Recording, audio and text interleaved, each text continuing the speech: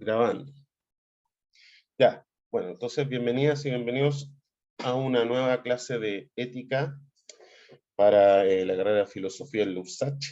Hoy día vamos a ver una introducción a los conceptos más importantes de Aristóteles, ¿ya? Previamente habíamos señalado que Aristóteles viene a ser como una suerte de síntesis, ¿no es cierto?, de una serie de preocupaciones que se arrastran muy de atrás en la filosofía griega, una serie de preocupaciones que están, por ejemplo, contenidas ya en los poemas homéricos y hesiódicos, en esta ética aristocrática, guerrera, de la Grecia arcaica, pero que va a sufrir una serie de transformaciones, producto justamente del aumento de la complejidad de estas sociedades, de la guerra y todo lo demás. Entonces estas polis se van a transformar.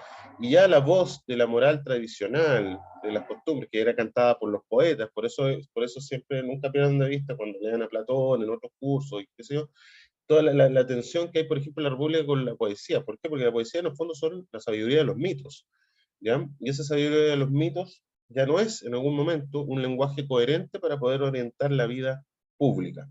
Hay otras formas de conocimiento, hay otras realidades que ya no responden a los ejemplos que proporcionaban los mitos, y esa crisis de la moral, ¿ya?, va a ser el suelo donde va a aparecer Sócrates, por supuesto, y va en el fondo a disputar con quienes también están promoviendo otra forma de sabiduría para en el fondo, para que uno le fuera bien en la vida, para ser exitoso, que eran los sofistas. Sócrates y los sofistas, entonces eso va a ser muy importante. Y luego, después, ya Platón lo que va a hacer es oficializar de alguna manera la filosofía como una vía de acceso a una nueva forma de fundamentar la moral, ¿no? Bueno, una nueva forma de entender estos conceptos de que lo que es bueno, lo que es malo, lo que es correcto, ¿no?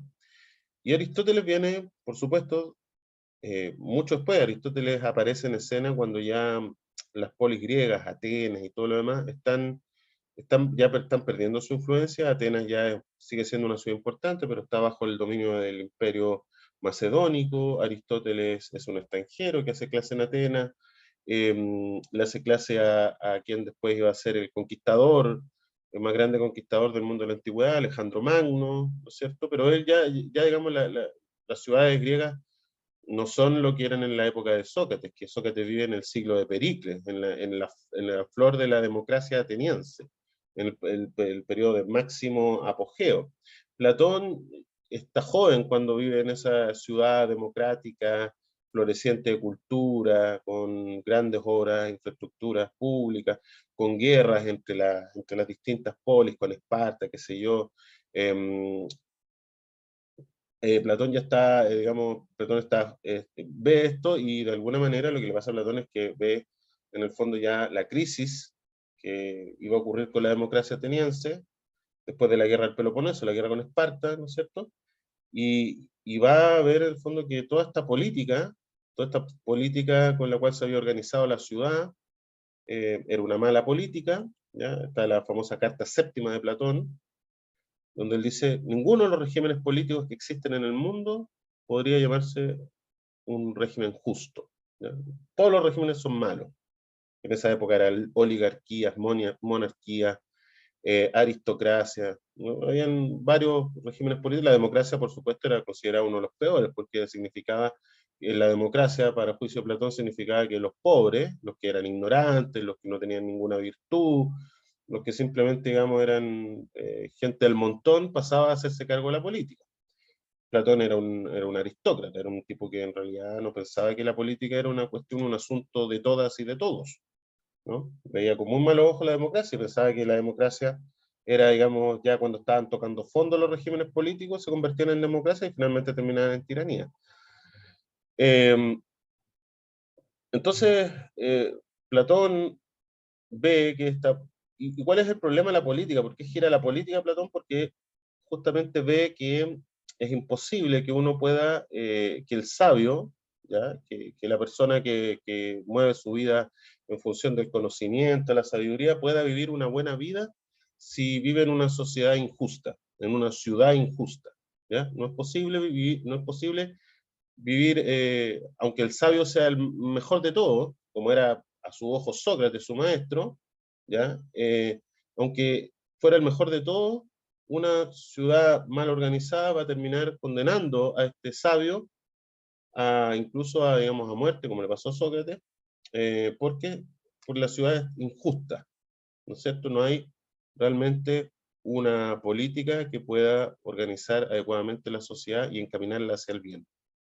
Entonces el problema que va a pensar Platón es que la, la política va a tener que fundarse en una idea de lo bueno, del bien. Y esa idea de lo bueno y el bien solo puede extraerse si se conoce adecuadamente la naturaleza del ser humano. Es decir, ¿qué es lo que nos hace ser seres humanos? Y solamente se puede conocer la naturaleza, la verdadera naturaleza del ser humano, si se comprende cuál es la forma de conocimiento que nos permite acceder a la verdad, para distinguir la verdad de las opiniones. Y bueno, por supuesto, para Platón va a ser la filosofía lo que nos va a permitir acceder entonces a un verdadero conocimiento con el cual entender la naturaleza en general de la realidad, o sea, en el fondo, qué diablo es la realidad, cómo se comporta, etcétera, acceder a una comprensión de cuál es la esencia del humano, dónde radica lo propiamente humano, y dónde estaría entonces lo mejor del ser humano, para partir de eso mejor del ser humano, pensar una política, ¿no? Entonces, pero ya fíjense que ya es una fundamentación entera. Usted tiene una ontología, tiene una teoría del alma, tiene una psicología, como podríamos llamar hoy día, tiene una antropología, por supuesto, una definición de lo que es el ser humano, ¿no? Tiene una filosofía moral que explica qué es lo bueno, cuáles son las acciones buenas o malas, y finalmente que cuajan una política. Entonces, Aristóteles va a iniciar, o sea, Platón, perdón, va a iniciar este movimiento, digamos, de cómo la filosofía va a intentar reconstruir, ¿ya?, un nuevo lenguaje de la ética a partir de esta sólida base.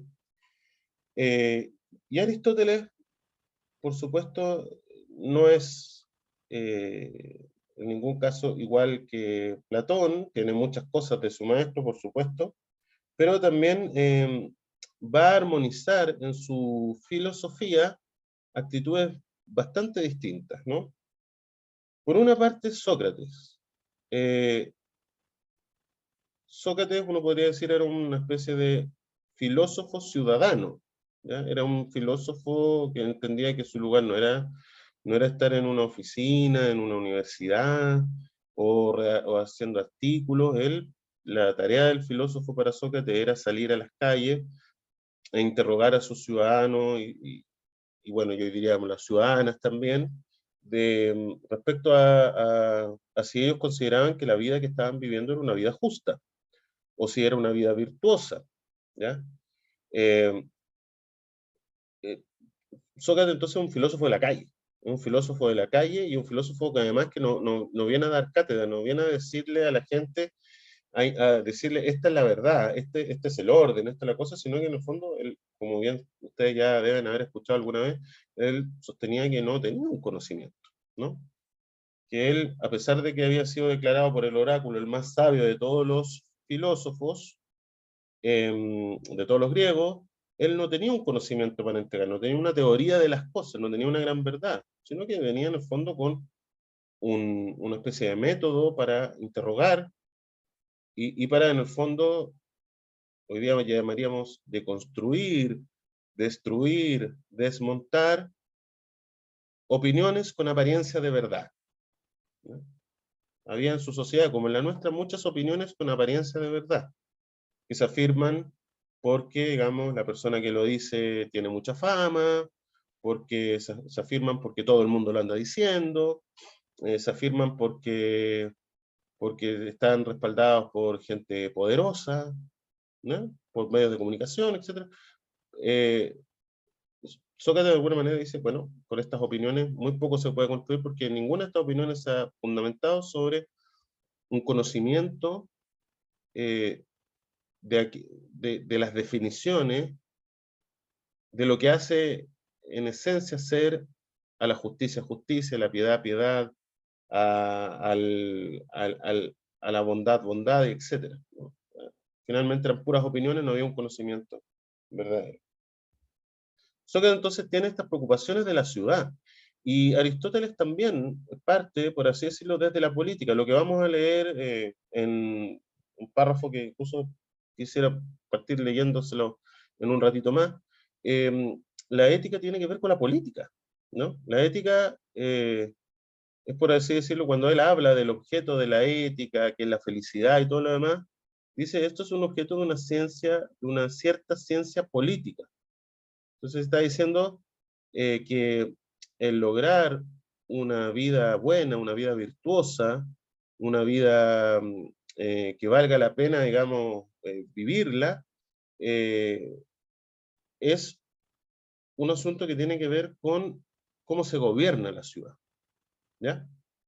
Entonces, ya de esa entrada nos ubica de una forma totalmente distinta en los asuntos prácticos, porque en el fondo lo que va a decir Aristóteles es que ética y política no se pueden separar, vienen unidos, ¿ya?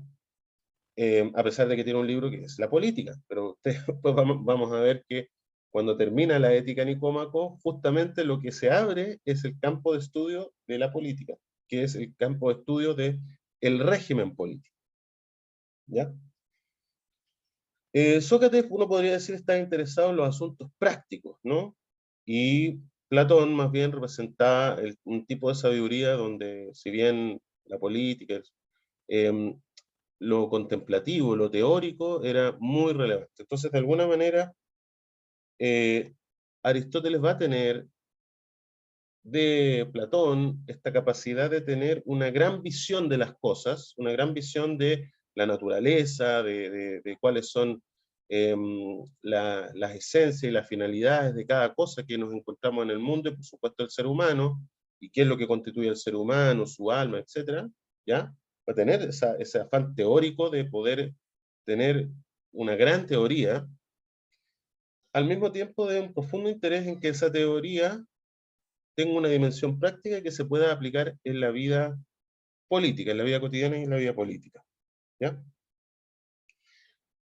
Aristóteles no cree que la teoría pura pueda orientar la práctica, ¿ya? No es una cosa, no es una deducción donde en el fondo la filosofía afirma teóricamente unas verdades y a partir de esas verdades entonces uno deduce cómo tiene que comportarse la vida. Aristóteles tiene una suerte de, digamos, de actitud más empírica. Piensa que la experiencia y de alguna manera la comprensión común que hay sobre ciertos asuntos es una cuestión que hay que tomar en cuenta. Piensen solamente el hecho cuando él habla cuando él parte cualquier asunto y dice, bueno, digamos, hay opiniones respecto a que lo bueno es esto, lo bueno es lo otro, etcétera, pero la mayoría de las personas coincide en llamarlo felicidad. Es decir, em, en la vida práctica, en las opiniones hay un componente de verdad, la gente no anda tan perdida, ¿ya? Y ese saludo a la opinión, a la doxa, que por supuesto no puede quedarse en pura doxa, que tiene que ser de alguna manera depurada por el análisis filosófico, pero que es un punto de partida, la opinión, los sentidos, la experiencia, eso de alguna manera conecta también a Aristóteles con la preocupación de los sofistas, que de alguna manera también señalaban que cómo la comprensión de lo bueno, de lo justo, de aquello que era conveniente para una ciudad y todo, dependía mucho de las creencias y de las opiniones, por cierto, que habían en una determinada sociedad. Entonces, por eso es interesante Aristóteles, porque de alguna manera van a confluir en él muchos temas que estaban plasmados en todo este periodo, como les digo, que va desde la ética heroica de la Grecia arcaica, pasando por la crisis del siglo V, ¿no es cierto?, donde está Sócrates, ¿no?, la filosofía de Platón y finalmente llega Aristóteles, ¿ya? Entonces, bueno, tenemos que Aristóteles va a reconocer entonces una cierta diferencia entre la teoría y la práctica, ¿ya? La teoría para Aristóteles va siempre a tener su vista puesta en lo eterno, en lo universal, en lo que no cambia, ¿ya? Y generalmente por estos elementos universales van a tener que ver con los fenómenos naturales, que son eternos, que son cíclicos, y las causas o principios que generan esos fenómenos, ¿ya? Eh, por eso la investigación de la naturaleza le parece a Aristóteles muy relevante, porque de alguna forma el ser humano participa de procesos, ya que son procesos, como diríamos, eh, procesos que engloban toda nuestra vida, ¿no? ¿Cierto? Son procesos que el ser humano también es parte de la naturaleza y por lo tanto está constituido por esos procesos que engloban a toda vida, ¿ya? La comprensión de la naturaleza en Aristóteles se va a dar bajo algún conjunto de ideas, por ejemplo, las cuatro causas, ¿no? Si toda la naturaleza puede ser analizado en términos de cuatro causas. Causa material, de que está hecho algo; causa formal, ¿ya? La forma que tiene ese algo; causa, me olvidé, la, la cuarta causa era eh, causalidad eficiente, ¿ya? Aquello que hace que algo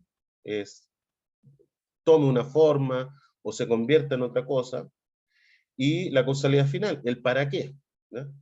Eh, Aristóteles piensa que todo fenómeno de la naturaleza puede ser estudiado en términos de las cuatro causas, por ejemplo. Además, todo fenómeno de la naturaleza puede explicarse en términos de materia y forma. Ahí viene el famoso hilemorfismo, ¿no es cierto? El ser humano, por ejemplo, tiene materia, ¿ya? Huesos, carne, venas, grasa, no sé qué, y tiene una forma, que es la forma humana, y que comparten todos los seres humanos, ¿ya?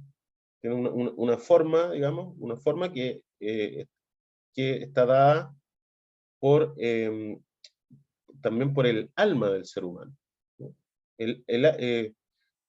Gran parte de lo que es el ser humano radica en su alma, y en ese sentido sigue la tradición, por supuesto, de Platón, todo lo demás. También la naturaleza puede ser analizada en términos de potencia y acto, ¿no? Es decir, energía y dynamis, que son las palabras que se ocupan en griego. Entonces, todo ser en la naturaleza, y el ser humano también, ha de experimentar un desarrollo para convertirse, digamos, eh, a plenitud en lo que es su esencia, ¿no? Entonces, un bebé humano no habla, dice bla, bla, bla, no sé qué, no camina en dos pies, camina en cuatro patas, no, digamos, no es capaz aún de articular pensamiento, ¿sí? Pero en potencia tiene, ya su naturaleza lo lleva hacia allá, ¿no? Va a tener que pasar una serie de etapas, un desarrollo, pero la naturaleza ya lo guía hacia allá. Ese bebé tiene en su andar tembloroso, qué sé yo, medio inseguro, en la curiosidad que le producen las palabras humanas, es porque en su naturaleza está la capacidad de adquirir el lenguaje, que la va a ir desarrollando a medida en que, digamos, se vaya dando unas ciertas condiciones, digamos, que pueden verse interrumpidas, ¿no? Pero hay un desarrollo, ¿no es cierto? Desarrollo de cada ser. Lo mismo uno podría decir, está en la naturaleza del antílope correr rápido y pegar grandes saltos, ¿cierto? Y quizá al principio no puede hacer eso, pero ya rápidamente, digamos, su propia naturaleza lo va a ir llevando hacia allá. Y por lo tanto, lo que está en potencia se va convirtiendo en realidad, se va convirtiendo en acto, ¿no? Bueno, el ser humano tiene una naturaleza también, y por lo tanto hay cosas y hay un conjunto de condiciones que se van a tener que dar para que la naturaleza del ser humano pueda convertirse, digamos, en una realidad a plenitud. Ahora, ese conjunto de condiciones y lo que vamos a llamar la plenitud humana va a depender justamente de cómo definamos la naturaleza del humano, ¿ya? Que vamos a ver que Aristóteles nos ofrece una explicación que va a ser una explicación, digamos, un éxito de explicación, ¿ya? Y otra cuestión importante es que Aristóteles, cuando habla de teoría, cuando quiere comprender estos procesos naturales, universales, eternos, que definen lo que son las cosas, cuáles son sus límites, cuáles son sus líneas de desarrollo y todo lo demás, siempre va a pensar la naturaleza como algo teleológico. La palabra teleológico obedece a la idea de telos, que es finalidad, es decir, cada cosa que ocurre en la naturaleza sigue una suerte de trayectoria hacia una finalidad, hacia un punto donde este desarrollo es pleno y por supuesto después tiene un momento de degradación y todo, y de corrupción. Pero todas las cosas en la naturaleza tienen esta especie de dirección que guía su dinamismo intrínseco, ¿ya? Esa perspectiva teleológica no la podemos perder de vista porque está presente en todas las cosas, está presente, y eso lo va a decir en las primeras párrafos de Ética Nicómaco, esa perspectiva teleológica está presente en la naturaleza y está presente en la acción humana, en la praxis, ¿ya? Eso no se nos puede olvidar, ¿ya? Entonces, lo que primero para saber de Aristóteles divide entonces el conocimiento en conocimiento teórico, de lo necesario, lo universal, lo eterno, lo que siempre de alguna manera se va a repetir y que no cambia, y lo práctico. ¿Y qué pasa con lo práctico? Lo práctico es el terreno de lo contingente, de lo que siempre puede ser de otro modo, ¿ya? ¿Y qué significa que sea de otro modo? Es que no hay necesidad en el terreno de lo práctico, hay probabilidad, ¿ya? Pueden aumentar las posibilidades de que algo ocurra si se dan ciertas condiciones, pero nunca hay certeza, nunca hay exactitud. Eso es lo que va a decir Aristóteles respecto a la ética y la política. Olvídese usted de tener la pretensión de convertir a la política y a la ética en algo exacto, de manual, y que me permita establecer sin ningún tipo de, digamos, de duda qué es lo que hay que hacer en cada momento. No se puede tener ese nivel de certeza que sí se puede pedir cuando estudiamos los fenómenos de la naturaleza, pero cuando estudiamos la acción humana siempre tenemos que considerar que aquí lo que vale es la contingencia, es decir, que las cosas siempre pueden ser de otro modo, las cosas van cambiando. Por lo tanto, la ética para Aristóteles siempre va a ser un saber prudencial, que de alguna manera no ofrece certezas absolutas, sino que se ajusta y siempre va considerando los cambios en las circunstancias, ¿ya?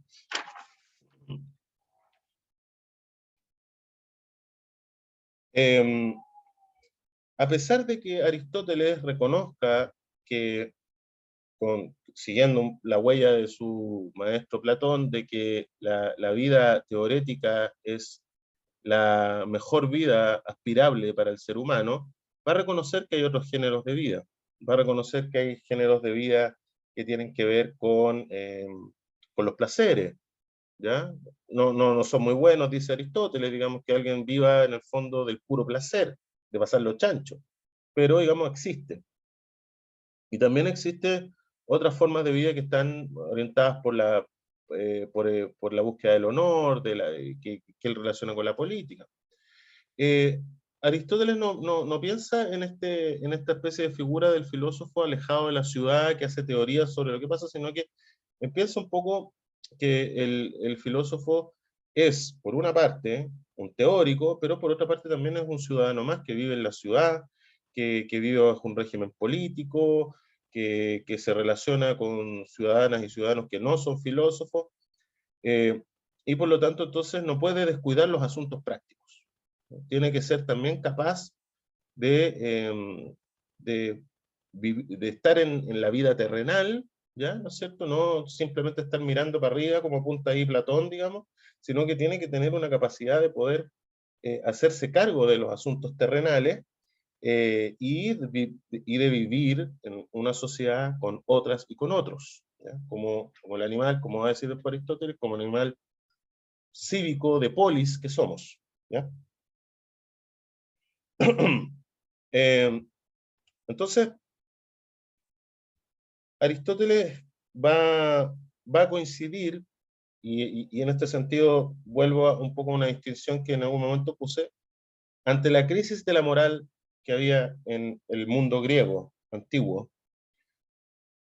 Vimos que la religión que estaba encarnada en los mitos, en los poemas, en los mitos que eran cantados por los poetas, y toda esa sabiduría tradicional que se apoyaba en Homero y Hesíodo estaba en crisis, ¿ya?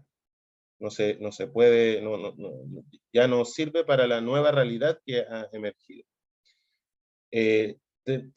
Teníamos, por otra parte, también otra forma de entrar a, a poder, en el fondo, prometer cómo vivir bien, que era la que ofrecían los sofistas, es decir, y el arte de la retórica, ¿ya? Aprender a ocupar las reglas de la lógica, de la argumentación, de la persuasión, para lograr una cierta eficacia social en las instituciones claves que eran la asamblea, etc. Frente a eso aparece la voz de la filosofía y dice: el fundamento de la, de la ética no puede ser ni la religión, ni una técnica con eficacia social para lo que tiene que ver con la comunicación y todo, sino que tiene que ser el logos, ¿ya? Logos significa, al mismo tiempo, palabra, ¿ya?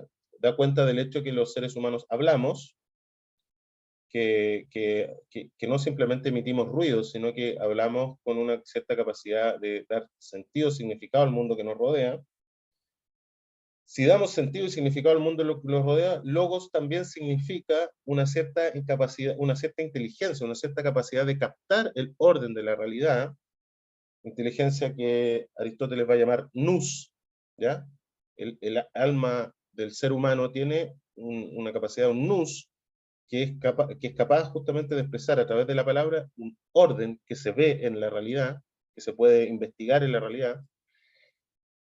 Y también logos significa el hecho de que la realidad tiene un orden, que ya es de la realidad misma, ¿no? Ya no es el pensamiento que da cuenta de una realidad, de un orden, porque también alguien podría decir, bueno, este orden también puede ser creado por el pensamiento, como uno podría, simplificando un poco toscamente a Kant, decir, bueno, Kant lo que está diciendo es que el orden no está en la realidad misma, sino que es puesto por nuestras capacidades racionales, ¿ya?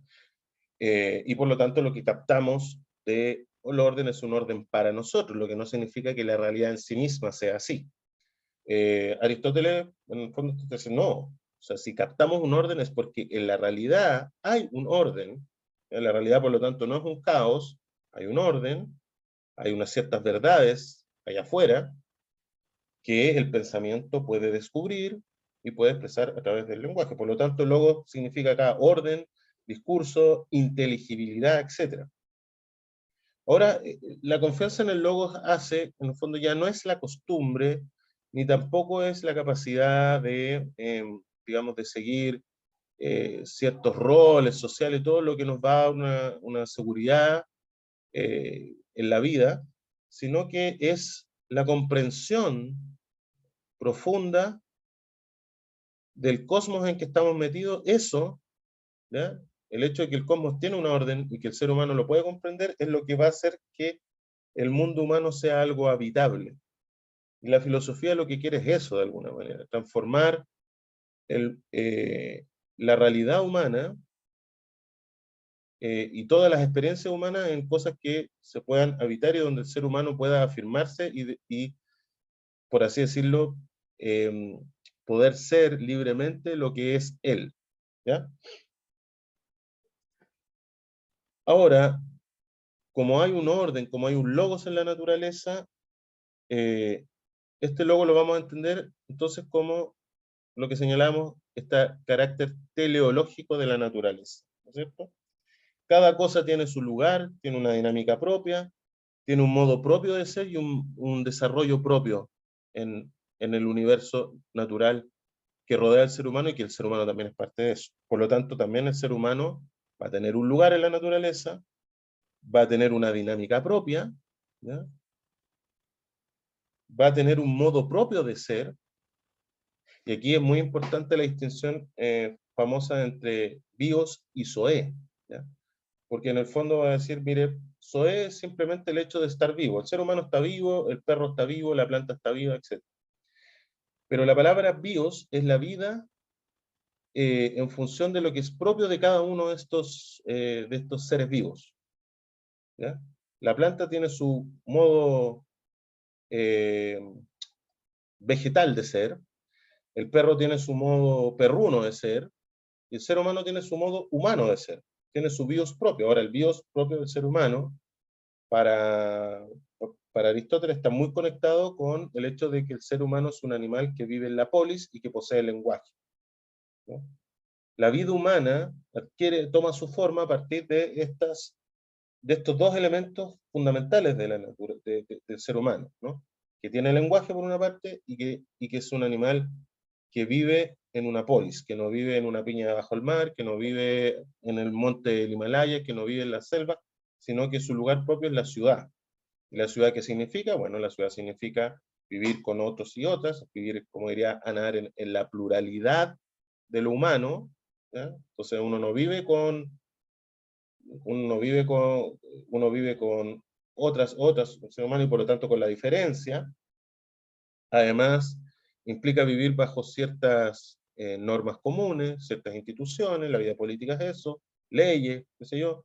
Implica también compartir ciertas visiones, de compartir un mismo mundo, ¿no? Un mismo mundo donde ciertas palabras significan lo mismo para todas y todos, donde hay ciertas acciones que significan ciertas cosas para nosotros y nosotras, y así sucesivamente. Significa en el fondo compartir una serie de significados, diríamos, culturales, ¿ya? Entonces, el ser humano tiene una naturaleza, pero esa naturaleza a su vez, a partir de esa naturaleza se genera, por así decirlo, una suerte de segunda naturaleza, que llamaríamos de una naturaleza propiamente cultural, ¿ya? Una naturaleza que es generada, digamos, por esta vida, digamos, esta condición social que tiene el ser humano, social y política, y a su vez la condición de un ser que es capaz de hablar, de un ser que tiene una capacidad de comunicarse a través de un discurso a sus otros congéneres, ¿ya? Entonces, vuelvo a la idea de la naturaleza. En el trasfondo de todo lo que dice Aristóteles está la idea de que existe un orden o una especie de ley natural que rige los movimientos de todas las cosas y también la vida del ser humano, ¿ya? El ser humano forma parte de esta naturaleza y esta naturaleza es la gran señora, por así decirlo, que nos dice qué diablos nos da, por así decirlo, las orientaciones eh, desde nuestro ser de aquello que es bueno o aquello que es malo para nosotros y nosotros. Insisto, no es algo que, que nos guíe por instinto, ¿no es cierto? No es una cosa que nos guíe por instinto hacia aquello que es bueno, sino que el ser humano tiene un modo de ser que es propio, y ese modo de ser que es propio determina cómo debe ser la vida humana. Entonces, el deber ser se saca del ser. ¿Y qué es el ser? Naturaleza.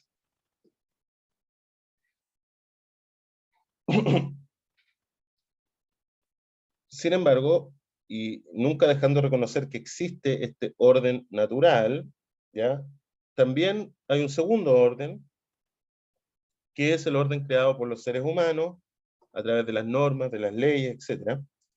Y de alguna manera entonces aquí Aristóteles recoge esta distinción tan importante entre physis y nomos, que fue muy relevante en las discusiones de los sofistas, que era aquello que depende de los seres humanos y que está hecho por una convención o es artificial o creado por una comunidad política, una ciudad, etcétera, y que es aquello por naturaleza. eh,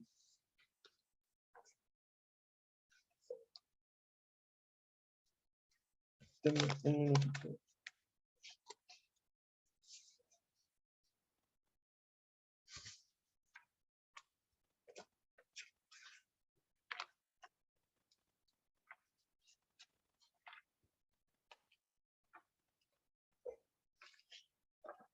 Habrá que decir entonces algo respecto a la naturaleza, ¿ya?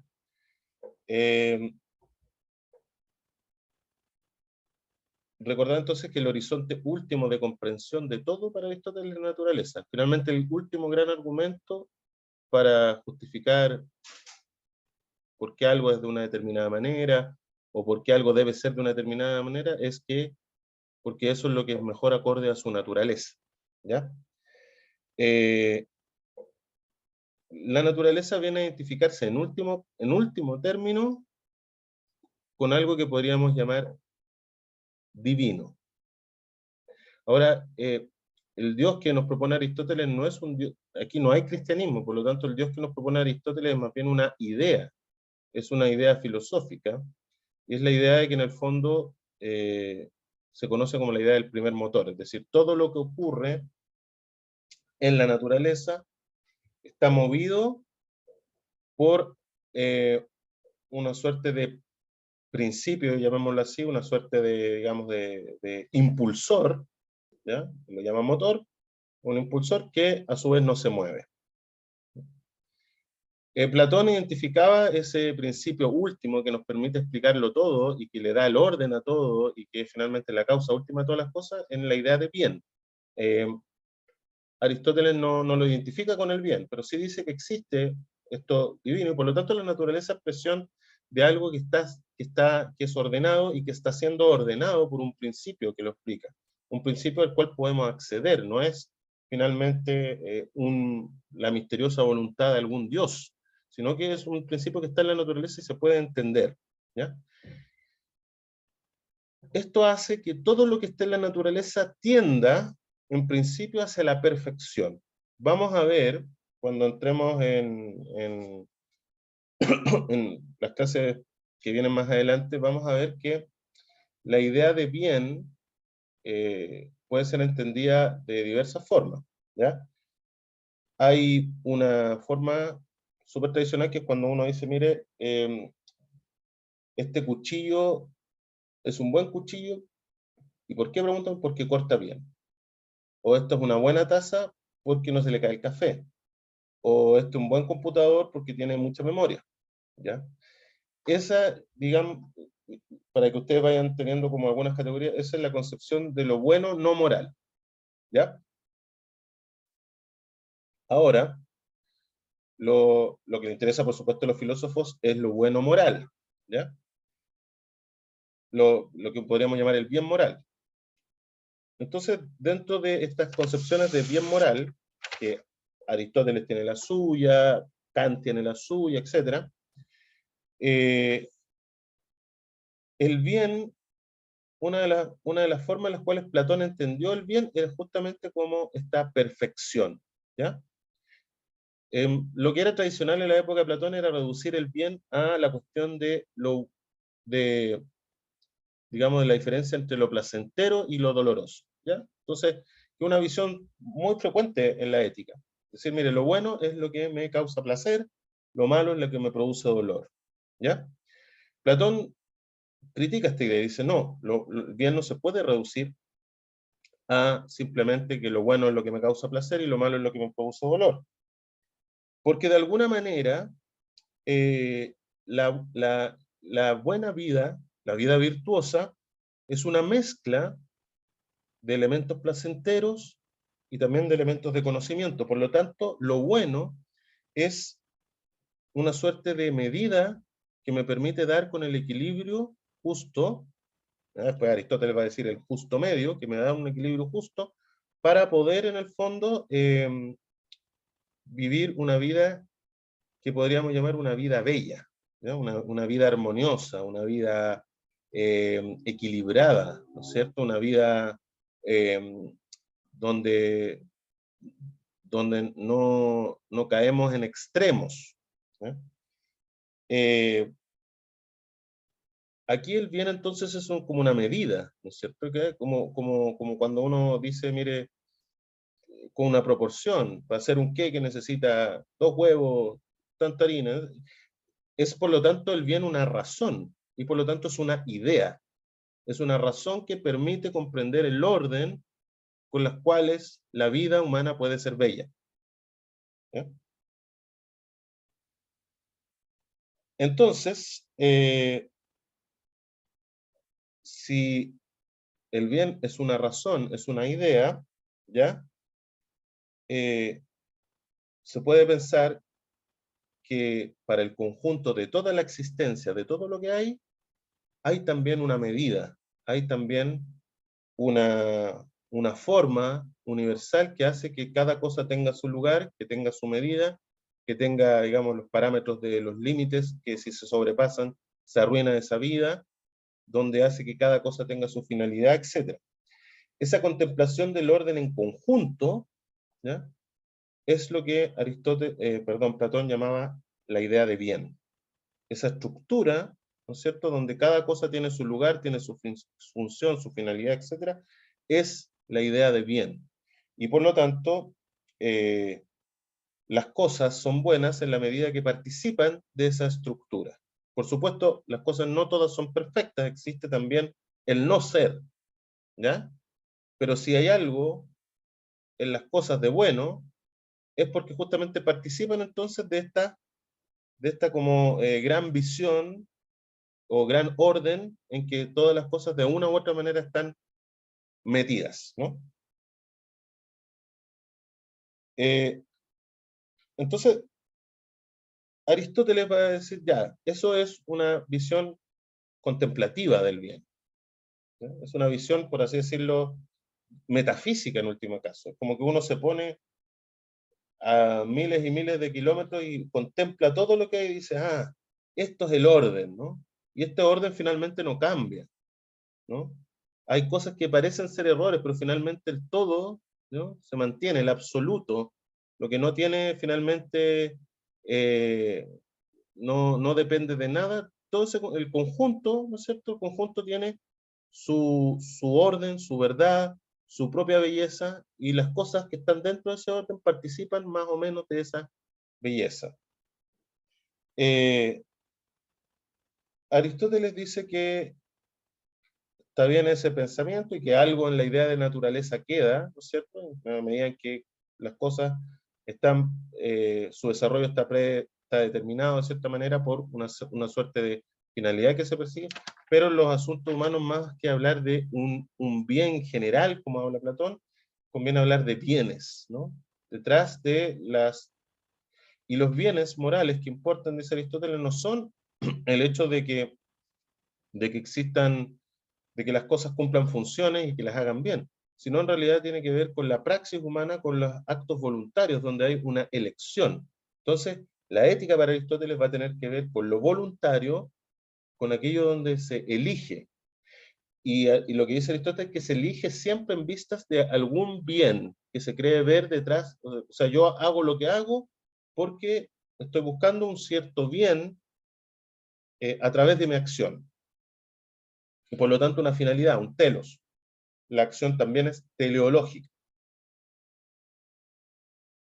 Eh, entonces, el ser humano también va a juzgar sobre lo bueno y lo malo, y también se puede equivocar, ¿no? Puede elegir y se puede equivocar, por supuesto. Entonces, ahí justamente va a surgir la cuestión de qué tipo de sabiduría práctica podemos tener para guiar las acciones de los seres humanos, teniendo en cuenta de que en realidad los bienes de los seres humanos son muy diversos, ¿ya? La salud puede ser un bien, como la plata puede ser un bien, como la belleza puede ser un bien, y son tan ambiguos que, por ejemplo, la plata, que en algún momento puede ser una cuestión que me traiga mucha felicidad y puedo llamarlo un bien, en algún momento esa plata puede ser una maldición. Por ejemplo, si tengo tanta plata que tengo que encerrarme, ¿no es cierto?, bajo 1000 paredes para que no me roben mi plata, ¿ya? Y dependiendo de las circunstancias que está el ser humano, dice Aristóteles, lo que es bueno le va a parecer de distintas formas. El que está enfermo, por supuesto que lo bueno es la salud, el que está, ¿ya? Pero sí va a decir Aristóteles que también podemos pensar los bienes en el sentido de que se pueden, de que entendemos claramente de que hay ciertas cosas que hacemos para conseguir otras cosas que nos parecen más valiosas, ¿ya?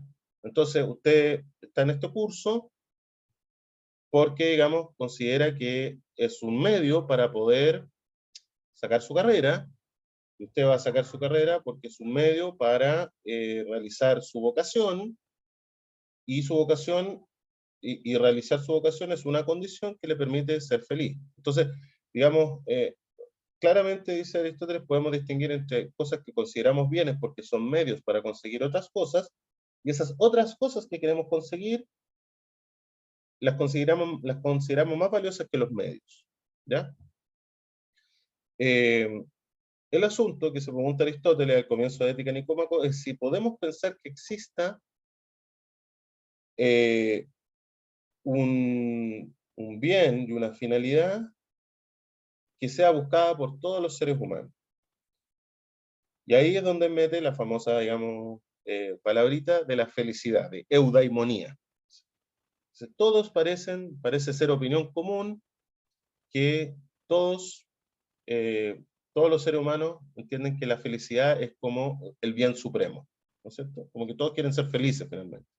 Ahora, cuando se ponen a definir qué es la felicidad, qué es las cosas, ¿no? Entonces ahí va Aristóteles a entrar, digamos, a picar, como diríamos filosóficamente hablando, para poder entonces entender en qué consiste la felicidad humana, cuáles son las condiciones para la felicidad humana.